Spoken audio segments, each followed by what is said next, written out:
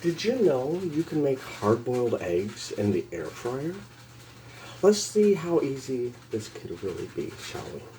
We will preheat our air fryer at 250 degrees, and we're going to set the timer for 17 minutes because the other reviews are saying that that's not enough time at 15. Once our air fryer is preheated, we'll be putting in 12 eggs.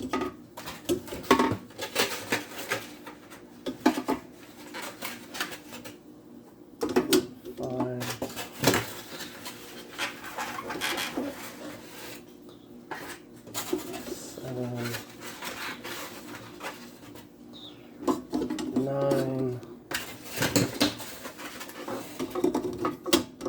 12.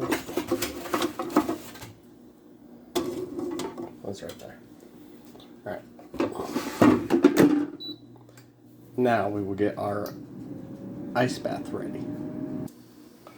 After 12 minutes, none of these are broke. That's a good sign to begin with. But now we're going to put this in an ice bath and set the timer for 8 to 10 minutes so they can cool off. This is how our eggs came out after they were done cooking. Not completely 100, solid yolk, but they work for what we need them for.